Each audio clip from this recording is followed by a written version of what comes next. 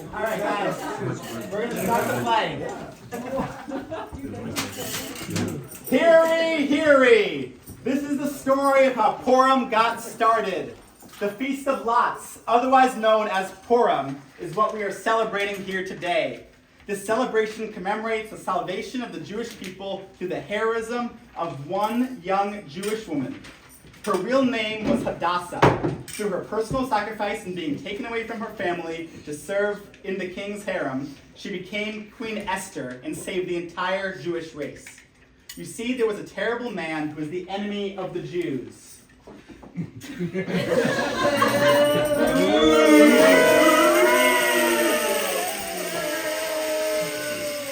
man occupied a high position and plotted to completely destroy all the Jewish people. He was close to the king and manipulated the king to issuing a decree that would destroy all the Jewish people. As a result of the brave heroism of the lovely Queen Esther, we and the Jewish people still celebrate this great deliverance and continued survival of the Jewish race on Purim. This is Hadassah, the beautiful Jewish girl with a destiny. Woo! I am Hadassah, but my uncle Mordecai renamed me Esther to protect me from all those Jew haters. Boo! You'll notice me before I get close. I'm the most. I smell like cinnamon toast. You'll want to fly me out from coast to coast. Take me out, I'll need a real pot roast. The next day, I'll be in your Insta post. Text me the next day, I'll just ghost.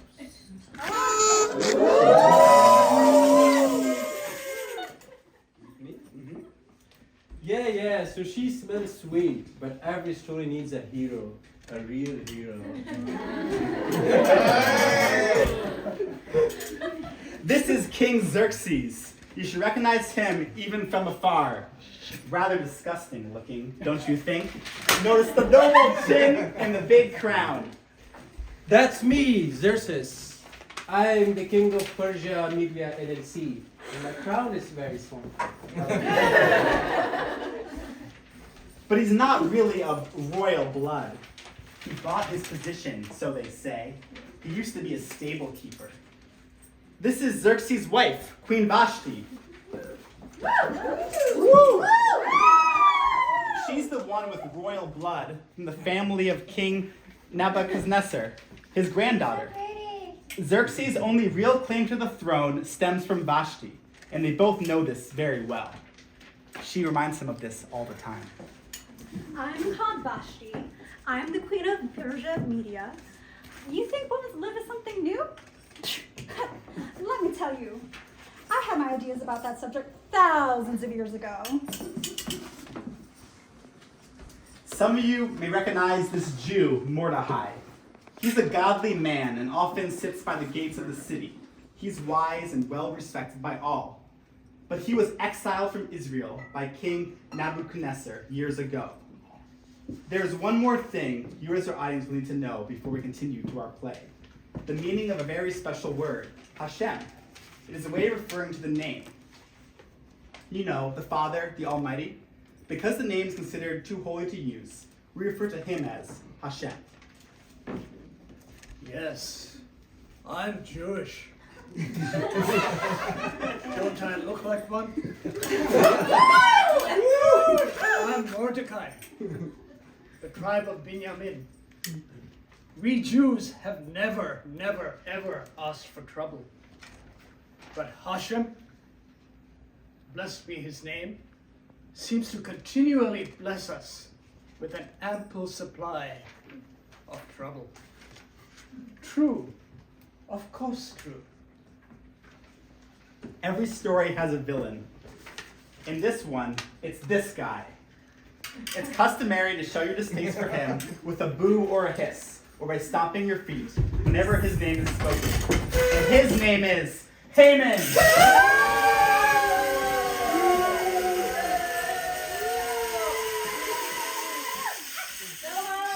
He is the guy I spoke of before who greatly hated the entire race of Jews. This Haman was an Agite, and had 10 schmuck sons, just as evil as himself. Boo! Get off the stage! So I kind of imagine this character as like a high-functioning alcoholic. Haman's name and. Boo!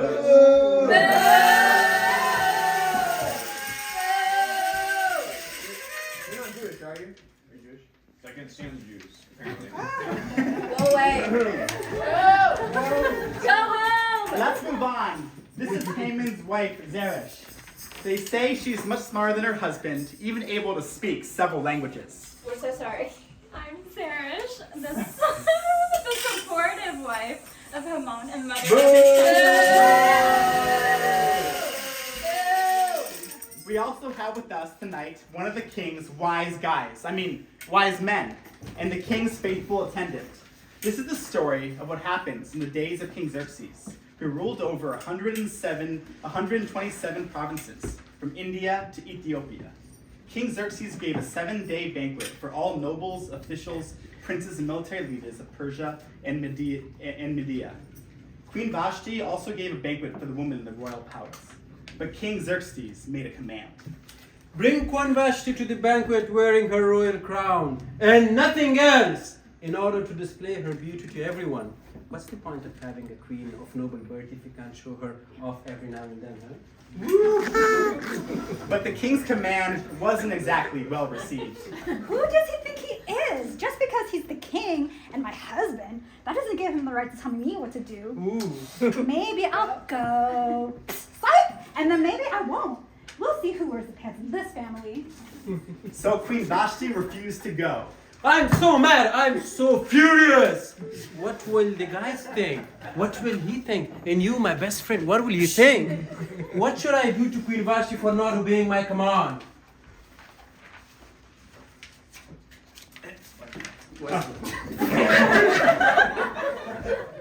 King Xerxes, Queen Vashti has disrespected you and everybody at the party by refusing your request. If other women, sorry, one second. If other women hear that the queen had disappointed her husband and was not punished, then they will all race against their husbands. And the result will be chaos. The king must banish her. Let Vashti never again enter the presence of the king. And may the king give her royal position to someone. To someone? To someone else. Someone who is even better looking than Vashti. Someone who knows how to listen to her husband's wishes. Here, wise man. You were so wise, but you can't read properly. Just go back. But yeah, you're right. I can go along with that. So be it. The king did as the wise man proposed. Let's search for beautiful young girls and bring them into the king's contest. The girl who most pleases the king will be the new queen instead of Vashti. Remember, only beautiful girls. No homely ones, please. Now there was a Jew named Mordecai. He raised his cousin Hadassah as his own daughter when her father and mother died. And man, was Hadassah beautiful.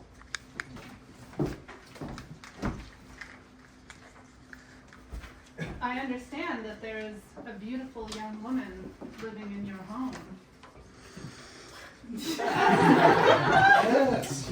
Yes.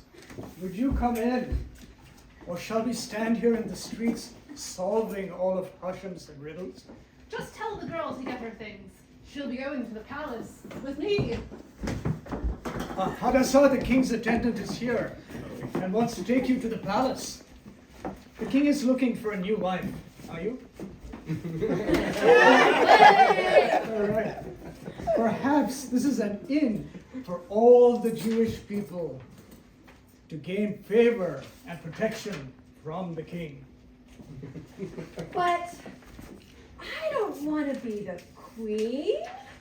I I'm afraid. Oh, of course, of course, of course.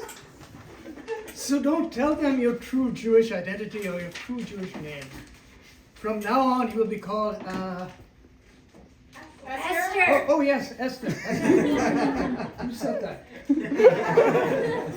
Hashem, blessed be his name, seems to have plans for you. Are you aware of that? Okay. No. All right. Your beauty will open all doors for you, but you must be faithful to Hashem and all his chosen people.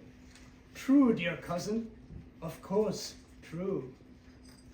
You see, for her own protection, Mordecai told Esther to keep her Jewish heritage a secret from all those in the palace. Many girls were brought to the palace, including Esther. Esther did not reveal her Jewish name or roots. Before each girl's turn came to go see the king, she had to complete 12 months of beauty treatments, and only then would she be invited to the king's chambers. She would not return again to the king unless he was pleased and asked for her.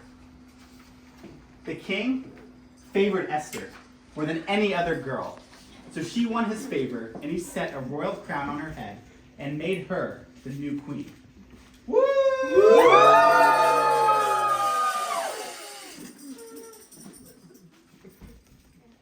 Mordecai spent his days sitting at the king's gate. One day he overheard two of the king's attendants conspiring to kill the king.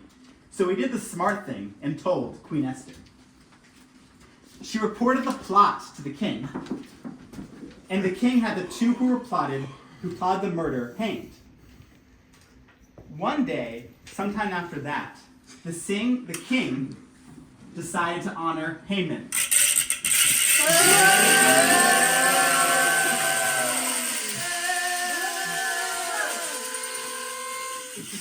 He honored him by giving him a seat of honor higher than all the other nobles and princes. Everyone at the king's gate knelt down and paid honor to Haman.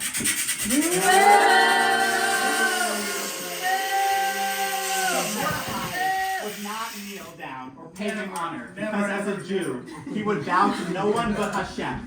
Haman was enraged.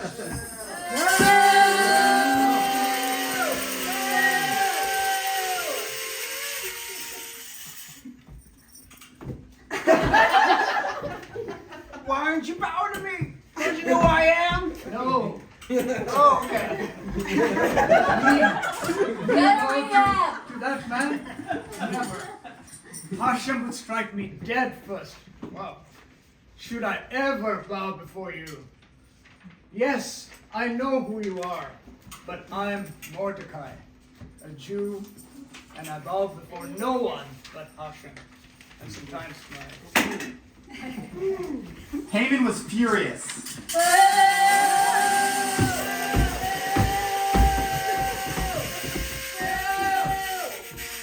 And since Mordecai was a Jew and refused to bow down to him, Haman plotted to destroy not only Mordecai,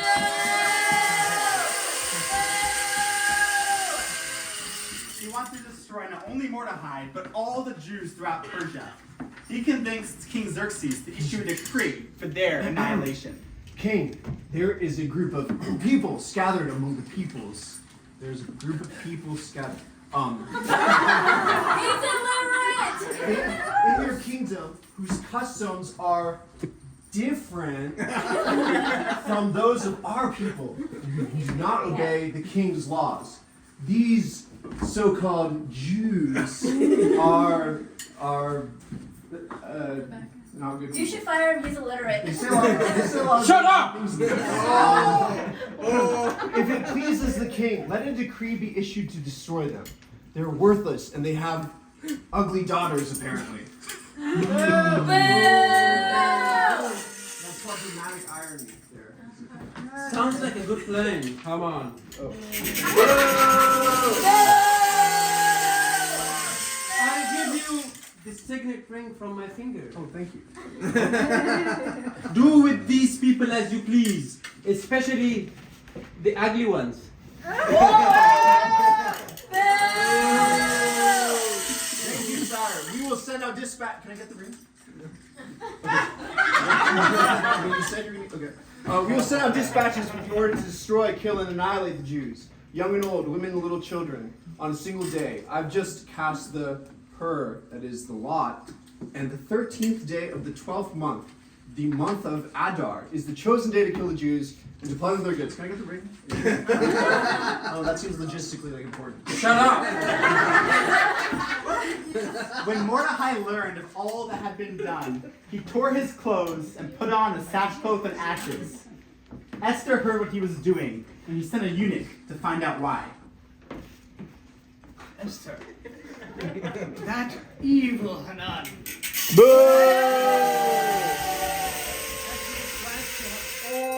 All of the Jews killed on the 13th day of Adar. Can you believe that? It's terrible. You must go to King and beg for mercy and plead for your people. But you know that anyone who approaches the king without being summoned will be put to death. The only exception is for the king to extend the gold scepter to him and spare their life. 30 days have passed since he has called for me. 30 days. Just been hardly here 10 minutes. Do you not think that because you are in the king's house, that you will escape? Don't you think so? If you keep silent at this time, deliverance for us Jews will come from another place. But you and your family's family will perish. I believe that you have come to this royal position for such a time as this. This is a job for Esther. We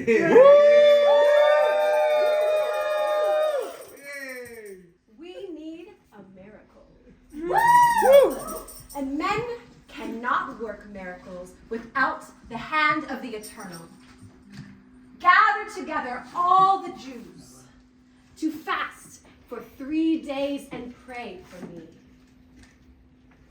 After that, I will go to the king, uninvited. And if I perish, I perish. Serious stuff. Mordecai encouraged her to go into the king's presence and beg for mercy on behalf of the people who believe in God. She had prepared for it. Because she was for such a time as this. She was a vessel of deliverance for her people. She was about to risk her own life to request an audience with the king. Hashem's great pleasure is making miracles from the dust of our despair. We Jews will pray for a miracle. Start praying. Okay. So Mordecai carried out all of Esther's instructions. They fasted, not eating or drinking, for 3 whole days. That means they didn't take any showers or nothing either. They're really smelly. On the third,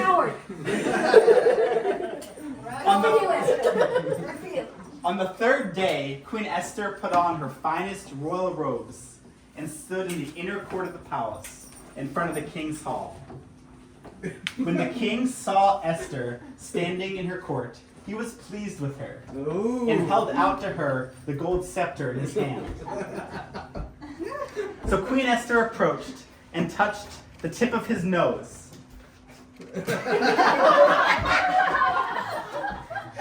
And she found favor with the king. What is your request, Esther? You know what?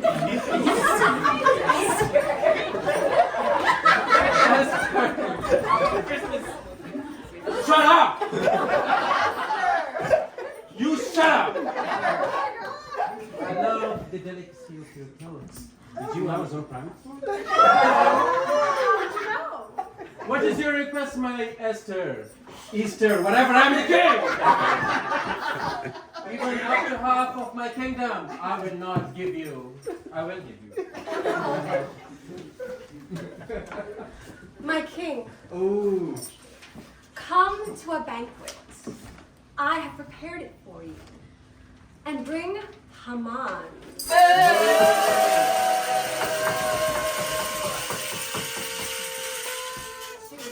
So the king and Haman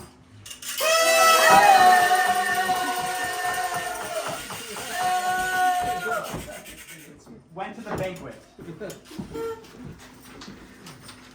Okay, sweetie. We're here. Now what do you want from me? Wait. I will give you anything. Even up to half of my kingdom I will not give you. Of course I will. Well, king, my king, my king. If you really like me, really like me, really, really, really like me, you'll come again tomorrow, along with Haman.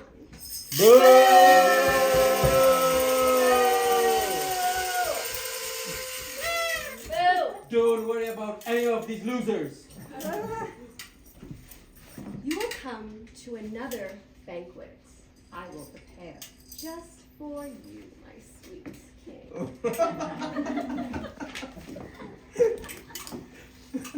Then I will answer your question. Haman went out that day,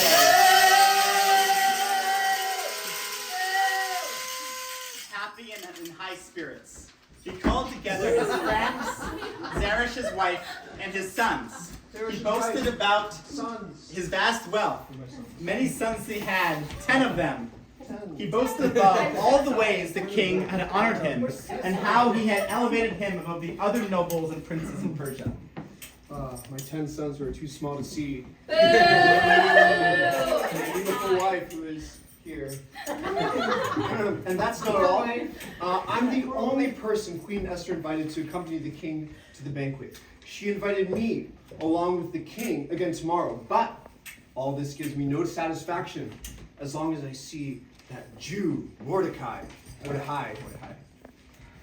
sitting at the king's gate and refusing to bow to me. It's so upsetting. It really is. Never. It's really hard for me. So Haman had everything. He had money, he had wealth, he had a beautiful wife, he had a whole family. Invisible sons. But all he could think about was Mordecai, the Jew.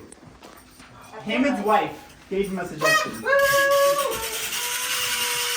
suggest that you just get rid of Mordecai, have a gallows built, and in the morning ask the king to have Mordecai hanged on it. Oh. Then go with the king to a dinner and be happy. Suresh, that's why I married you. We're so sorry. The suggestion delighted Haman.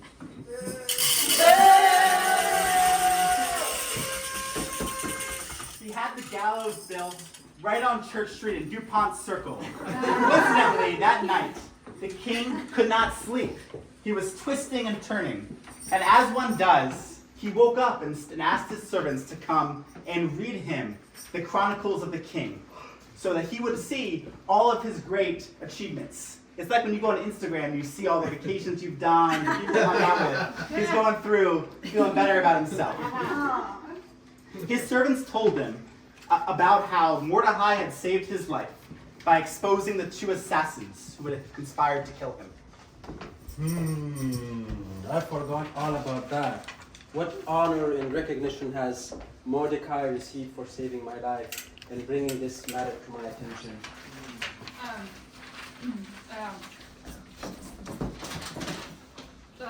Looking, please. Well,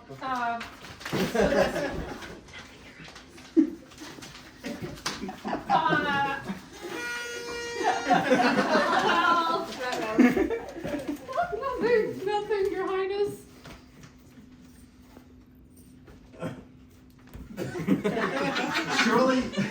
Shortly after that, after hearing that nothing had been done to save Mordecai, Haman entered the room.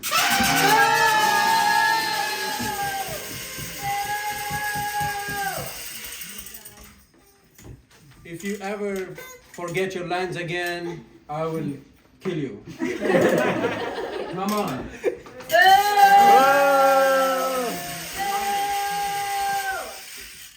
Where'd you go for the barber? It's not real! This is down the corner, these are such great, pants on! Hey, It's fake! You too! You're my wife, but It's a really bad weed! relax. Come on. What should be done? Come on, what should be done? Come on. Come on. Come on. Shut up. Come on, what should be done for the men? The king delights to honor. He thought to himself, Esther, should you snatch that weed? Hypothetically, I mean, as an aside, sorry, I misread you. How dare you? Who is there that the king would honor rather than me? Anyone. Sire, hypothetically, if someone were to, if you were to honor someone, then you should bring a royal robe that the king has worn and a horse that the king has ridden. The king has ridden? The king has ridden, yeah. One with the royal crest placed on its head. Then let your attendants robe the man that you desire to honor and lead him on the horse through the city streets, proclaiming what this man has done and lathering him with Nutella and just throwing sprinkles on him. And just talk about how the king delights to honor him. That's what I have in mind for this hypothetical person. Come on. Yes, sir.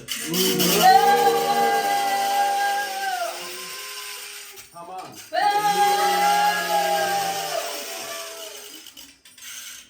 That's pretty good. I love your hair, you know Oh, that. thank you. It's fake! And that's why Every inch is real. And that's why I would agree to whatever you say. Do excellent. all of these for our Jew, Mordecai. What? Because he has not been properly rewarding for saving my life. and so Haman led Mordecai through the streets, honoring him, Mordecai, instead of the bad guy. Days later, King Xerxes and Haman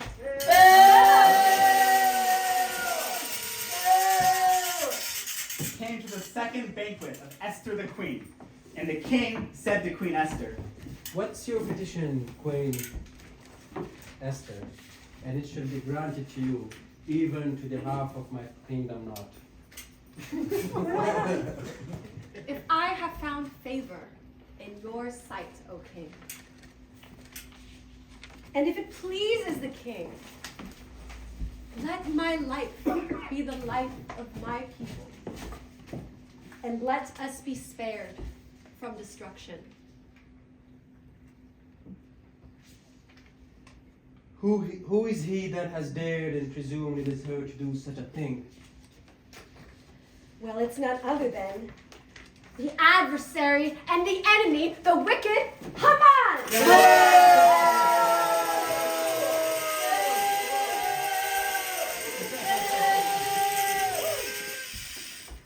Haman began shaking and twerking because he was so angry and terrified. The king got up in a rage and went out into the palace garden. Haman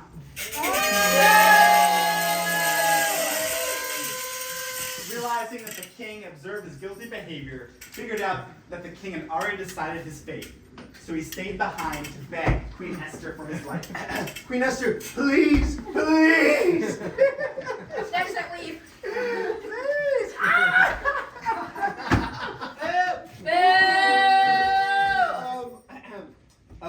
Please forgive me! Please, it's so bad. I'm just a peasant. I mean, I'm just please. Please, Unhand me, you plebeian! Do you even touch the queen while she is with me in my house? She's mine. What am I to do with you? There's a With you, gallows. and you too. All of you. What am I to do with you? There's a gallows by Haman's house.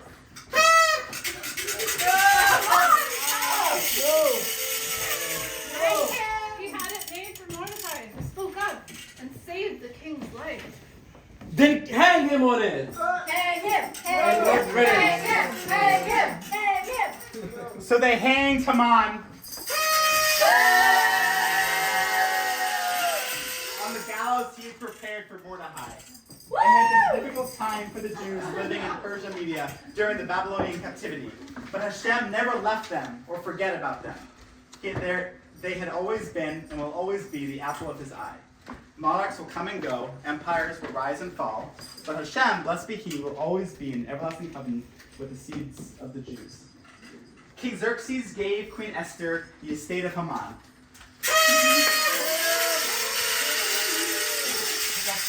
Learning that Mordecai was Esther's guardian, the king brought Mordecai into the palace.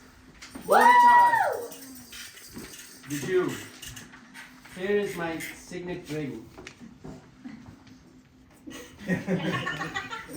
You shall be second in rank only to the king. I only report you. If I do this, I'm not marrying you, right? Always a happy couple. The queen was pleased to listen to Queen Esther, even as she revealed the truth of her identity as a Jew, and then pleaded for her own life and the life of her people.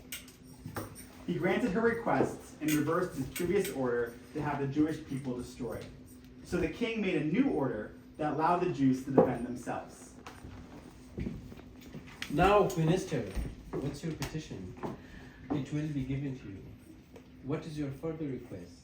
It will also be granted. Everything will be granted. Everything. Excellent. Well, if it pleases the king, give the same edict tomorrow, and let Haman's let his 10 tiny sons with their tiny little hands and tiny little fingers be hanged on the gallows. The king commanded that this be done. In summary, Haman had plotted against the Jews to destroy them and had cast the pur for their destruction. But when the king found out, he issued orders that the evil scheme Haman had devised against the Jews should come back into his own head, and that Haman and his son should be hanged on the gallows. Therefore, these days were called Purim. And Mordecai the Jew remained second in command to the king. He was held in high esteem by his many fellow Jews, and he worked for the good of all. He encouraged all Jews to participate in an annual celebration of feasting and joy, in remembrance of this great salvation and turn of events. And this joyful remembrance is continued even to this day. And Queen Esther and King Xerxes lived happily ever after.